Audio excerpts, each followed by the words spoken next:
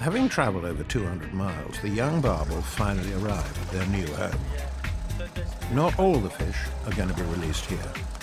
Some of them will be transported by local EA teams to two other parts of the river nearby. Today is just part of a 3-year project that will eventually introduce 9,000 barbel into the river. And it has involved not only the EA, but also the National Trust, local fishing clubs, and in particular the Barbel Society, who made the initial request for the restocking programme. Well, it's a really big event for me as Research and Conservation Officer for the Barbel Society, because I like to think that this project was largely driven by an idea the Society had to replenish the barbel stocks of the River Stour, which are in dire straits at the moment.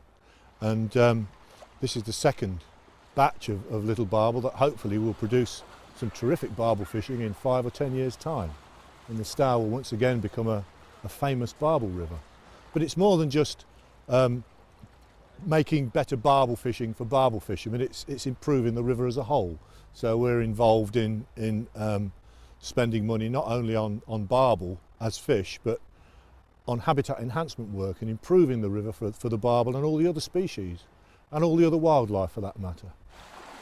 Yeah, we're stocking the barbel into 3 different sites in this part of the River Stour, between Wimborne and Blandford.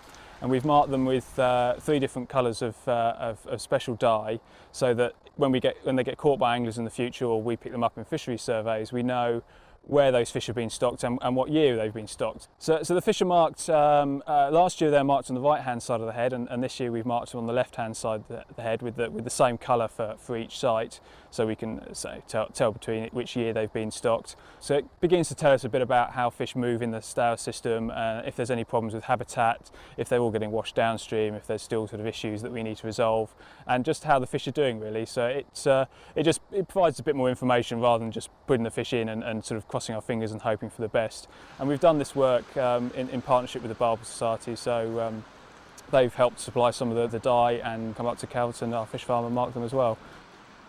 Well, it's really exciting to see those fish going in. You really care for them. I was really worried that they wouldn't survive the journey, and I'm really worried that they're now not in the safe environment of a fish farm, but they're out on their own in the wild with lots of things that want to eat them, cormorants and pike and perch and fishermen even that want to take them to eat. So I'm worried for their future.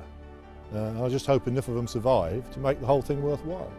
I mean, I got into fisheries because I was an angler, fished since I was sort of 7 years old. My dad and my granddad started taking me fishing, and I just just wanted to have a sort of career in fisheries, and always bought my rod licence, and it's just nice to now see where that money goes.